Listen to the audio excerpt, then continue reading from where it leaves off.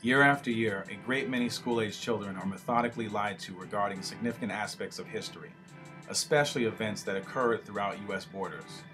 This approach to history and social studies plays a large part in preventing future generations of children from embracing a more progressive way to view the world we live in. Children are routinely taught to celebrate selective and false aspects of the lives of murderers, land thieves, and enslavers, everyone from Christopher Columbus to Andrew Jackson to George Washington, just to name a few. The likes of these men are prominently adorned on currency, have schools named after them, and even have national holidays in their honor. Unsuspecting youth are taught also to honor these types of individuals on an almost daily basis within their schools and throughout the larger society. This all happens while people whose lives and acts should be celebrated are routinely marginalized or are rewritten to appease the sensibilities of the dominant hegemony. If we collectively envision a brighter future, one that is riddled with peace, justice, and equality, then we must start by setting better examples for the youth. We should encourage them to celebrate the lives and actions of people who were motivated to improve humanity and not to exploit it. Teach the children to celebrate social justice champions and not those who are deniers of justice and freedom. This ongoing series of vignettes is geared at shedding some much needed light on significant aspects of historical figures and events. We must reclaim history from the revisionists. We must work to build a better global society, one significant example at a time. The premeditated suppression of significant aspects of Dr. Martin Luther King Jr.'s legacy occurs on a year-to-year basis. The adults who participate in this deliberate cover-up range from disingenuous politicians, media pundits, to even so-called educators. These people may try to rewrite history, however, all they really can do is attempt to suppress it, hoping that the masses, especially youth, never stumble upon various inconvenient truths regarding this late great social justice champion. I come here tonight and plead with you. Believe in yourself and believe that you're somebody. As I said to the group last night, nobody else can do this for us. No document can do this for us. No Lincolnian Emancipation Proclamation can do this for us. No Kennysonian or Johnsonian Civil Rights Bill can do this for us. If the Negro is to be free, he must move down into the inner resources of his own soul and sign with a pen and ink of self-assertive manhood his own Emancipation Proclamation.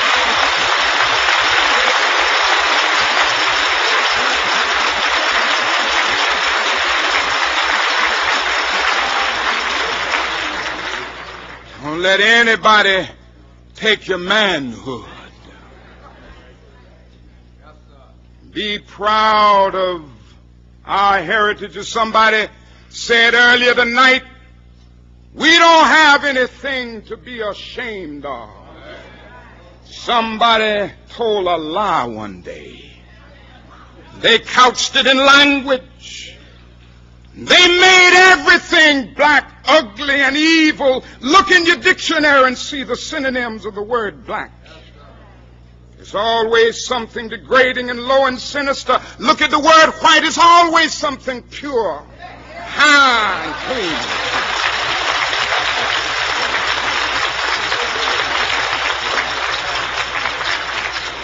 But I want to get the language right tonight.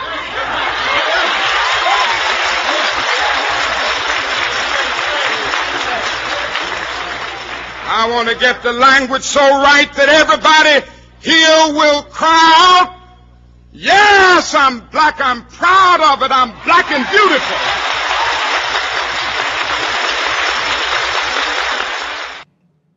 Unfortunately, they are far from the visionaries that people like Dr. Martin Luther King Jr. really were. They do not see how socially progressive actions by individuals and communities can play a major role in laying the foundation for a radically more egalitarian and social justice-oriented society.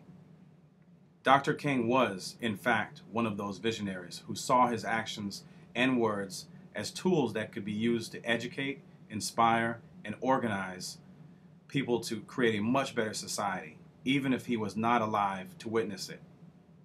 Dr. Martin Luther King Jr. stood for much more than what mainstream America has methodically attempted to reduce him to.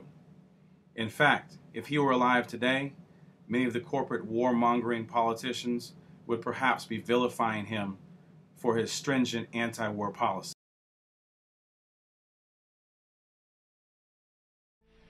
A time comes when silence is betrayal, even when pressed by the demands of inner truth. Men do not easily assume the task of opposing their government's policy, especially in time of war. Nor does the human spirit move without great difficulty against all the apathy of conformist thought within one's own bosom and in the surrounding world. And some of us who have already begun to break the silence of the night have found that the calling to speak is often a vocation of agony. But we must speak.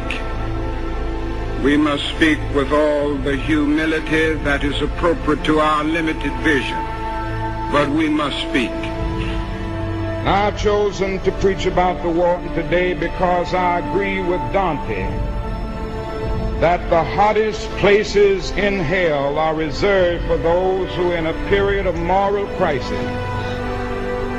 maintain their neutrality. Now, of course, one of the difficulties in speaking out today grows out of the fact that there are those who are seeking to equate dissent with disloyalty. It's a dark day in our nation when high-level authorities will seek to use every method to silence dissent. And I say that those who are seeking to make it appear that anyone who opposes the war is a fool or a traitor or an enemy of our soldiers is a person who has taken a stand against the best in our tradition. There will be no meaningful solution until some attempt is made to know these people and hear their broken cry. And I knew that I could never again raise my voice against the violence of the oppressed in the ghettos without having first spoken clearly to the greatest purveyor of violence in the world today, my own government. We are called to speak for the weak, for the voiceless, for the victims of our nation, and for those it calls enemy. For no document from human hands can make these humans any less our brothers. We are met by deep but understandable mistrust. To speak for them is to explain this lack of confidence in Western words, and especially their distrust of American intentions now. Now that is little left to build on save bitterness. The world now demands a maturity of America that we may not be able to achieve. I am as deeply concerned about our own troops there as anything else. For it occurs to me that what we are submitting them to is not simply the brutalizing process that goes on in any war where armies face each other and seek to destroy. We are adding cynicism to the process of death, for they must know after the short period there that none of the things we claim to be fighting for are really involved. And the more sophisticated surely realize that we are on the side of the wealthy and the secure, while we create a hell for the poor. Somehow this madness must cease. We must stop now. This way of settling differences is not just. A nation that continues year after year to spend more money on military defense than on programs of social uplift is approaching spiritual death. I speak as a citizen of the world, for the world as it stands aghast at the path we have taken. I speak as one who loves America. To the leaders of our own nation, the great initiative in this war is ours. The initiative to stop it must be ours. Dr. King was not motivated by money or consensus. He was motivated by conscience. A man of conscience can never be a consensus leader. He doesn't take a stand in order to search for consensus. He's ultimately a molder of consensus. And I've always said that the ultimate measure of a man is not where he stands in moments of comfort and moments of convenience, but where he stands in moments of challenge and moments of controversy. And I would take this position even if I didn't have a majority of people agreeing with me now. This is a valuable lesson in leadership that every youth should learn. Many of the politicians who erroneously extol Dr. Martin Luther King Jr. each year on the day of his holiday are the same ones who unconditionally support the U.S.'s military campaigns in imperialist wars. Their hollow words seldom, if ever, praise MLK for his opposition to the imperialist Vietnam War or his opposition to this country's gigantic military expenditure, as opposed to using that same money for social programs and not on war.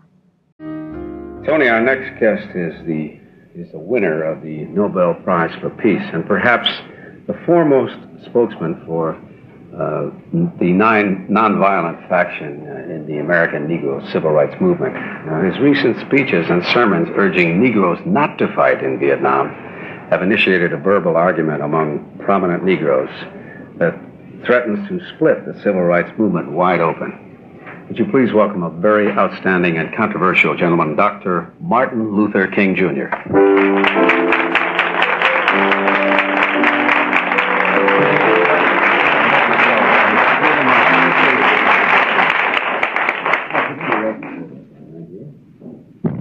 I said to Dr. King, I want to put you right in the middle. I wasn't thinking. You've been put in the middle quite often, right. Haven't you? That's very right. Dr. King, why did you decide to urge Negroes not to fight in Vietnam? Well, I think my view has been a little distorted at that point. I haven't only urged Negroes not to fight. I feel that the war is so unjust, so abominable, so futile and bloody and costly that nobody should be fighting there. I haven't limited my concern to just the American Negro, although I know we are dying in disproportionate numbers there, and we are on the losing end both there and at home, because as long as the war in Vietnam continues, social programs will inevitably suffer here at home. Well, don't you think that your remarks have created doubts about the Negro's loyalty to his country? Well, some people may feel that. I don't think our loyalty to the country should be measured by our ability to kill. I think our loyalty to the country should be measured by our ability to lead the nation to higher heights of democracy and to the great dream of justice and humanity. This also applies to today's so-called liberal and conservative media pundits alike. They have long served as cheerleaders for wars, just as media pundits of the past did. Do you honestly feel, Dr. King, that the war in Vietnam could be stopped now without harm to this country? Well, there are two ways to deal with it. One is a unilateral withdrawal. I don't oppose that because I feel that this is a possibility. After all, France withdrew unilaterally from Algeria. It withdrew without a military victory. Mm-hmm. And this did not lessen France's prestige or influence in the world. If anything, it increased its prestige in the world. France is not the power that this country is. Well, I think that's an even greater reason why we should restrain our power. There's always the danger that any nation will abuse its power. And I think our power must be much more than military power. We don't need to prove to the world or anybody our military power. I think we've got to prove our moral power. Do you feel that this nation has abused, as you say, their power? Oh, I certainly do in the war in Vietnam. I have no doubt about that. I'm not saying that it was done with evil motives in mind. I think we made a huge miscalculation.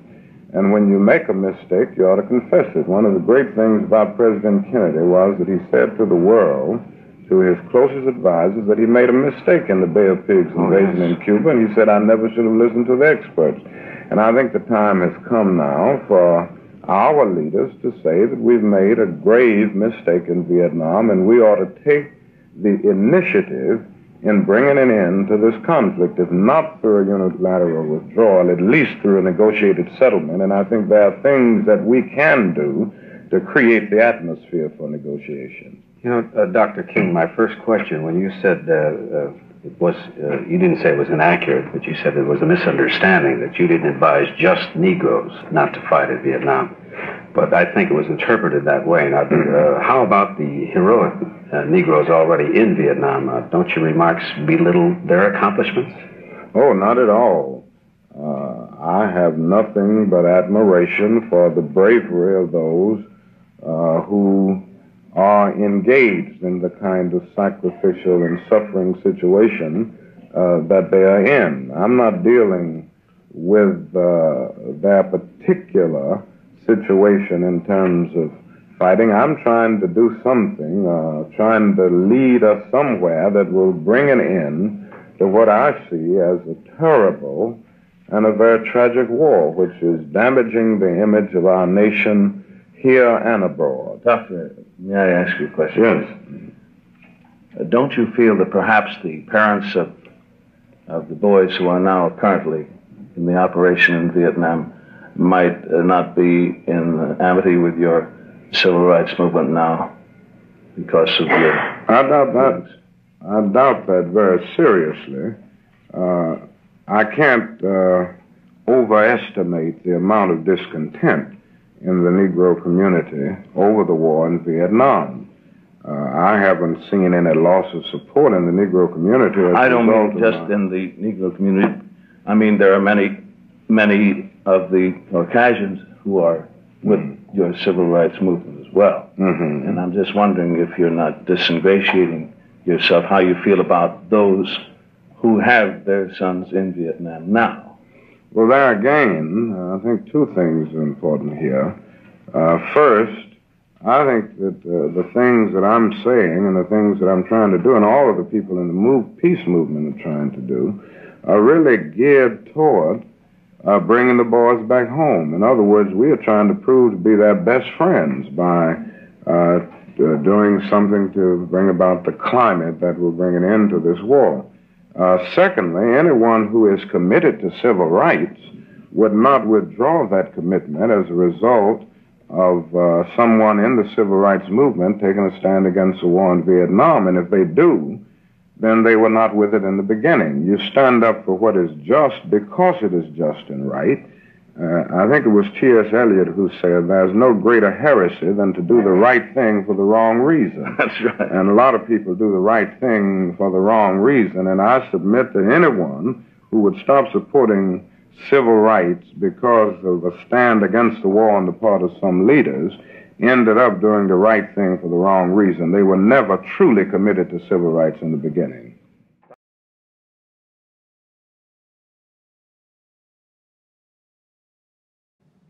Dr. Martin Luther King Jr. was not merely against war, he stood for peace. He is a man who appreciated humanity. MLK supported labor rights, as well as socialist-based practices and policies. He was no fan of capitalism. He knew that this vastly unequal financial system also plays a significant role in the immense economic disparities that are riddled throughout this country. These are some of the important aspects of Dr. King's life that we should all encourage youth to celebrate and learn from. It is no coincidence that these are also aspects of his life that are routinely suppressed. Let's all do our part in helping to bring this history and these lessons to light. Using your feeling about unilateral and the way France settled, which was very well done, they didn't lose face. Apparently, face is the important thing at this time. But not only are we losing face, but it would be better to save lives. We know that. Who will be the GOAT if someone takes it upon themselves to end this war and settle it unilaterally? Will there be a constant complaint, what a big waste this was? Will this set a precedent for the United States in the future of defending our inheritance, our independence? Well, I think we have to look at several things here. First, in my mind, peace is much more important than face. And I think there has to be a transformation here in terms of our thinking and in terms of peace. We've got to come to see now that peace must not only be a goal that we talk about and seek, but a means by which we arrive at that goal. The other thing is this, that even though the mood of the country may not be in line with the unilateral withdrawal now, I think there are things that can be done to bring about a negotiated settlement. Now, there are many people who have talked very closely with the leaders of North Vietnam and the National Liberation Front who tell us if we bring about an unconditional halt in the bombings, this would get talks going. Our government has refused to do that. And I feel that since we took the initiative in escalating the war in the air and on the land and on the seas, then we have a moral obligation to take the initiative to de-escalate it, and I think we can do that by bringing about a halt to the bombings. And our security do you think that would do it, by halting the bombing? Would that do it? Well, as I said, bring about talk? I can only go by men like untaught, the Russian leaders, and many other people who have talked very closely with the leadership of North Vietnam and the National Liberation Front. I think we ought to try it anyway. I think we ought to bring about an unconditional halt to the bombings, and we should do that for practical reasons in terms of trying to get talks started, and I think we should do it for moral reasons. They are never going to negotiate as long as we're bombing that territory. How about your relationship with President Johnson? Have you lost favor with Mr. Johnson? Well, I guess the president would have to answer that question. I have taken a position against the administration's policy, and I would hope that the president means what he says when he says that there should always be room for dissent. And we come to a tragic period in our nation when we equate dissent with disloyalty. I believe firmly that it is necessary to have these moments of dissent in order to challenge something that may be leading the whole nation down the wrong path. Do you care if you have lost favor with Mr. Johnson? Well, that isn't, I guess, the most important thing to me. The important thing is that I not lose favor with truth and with what conscience tells me is right and what conscience tells me is just. I'm much more concerned about keeping favor with these principles than keeping favor with a person who may misunderstand the position I take. We will talk further with Dr. Martin Luther King following these messages. We'll be right back. On the question of whether riots have helped, I've taken the position that riots are socially destructive and self-defeating, and therefore I have to take a stand against it because of my deep commitment to nonviolence. On the other hand, I do think a riot is the language of the unheard, and America has failed to hear, for instance, that the plight of the Negro poor has worsened over the last 10 or 15 years. I think it has also failed to hear that large segments of white society are more committed to tranquility and the status quo than to justice and humanity and equality. And in that sense, I think the riots have called attention to something. Not that they have brought about social transformation, but they've called attention to a very serious problem in our society.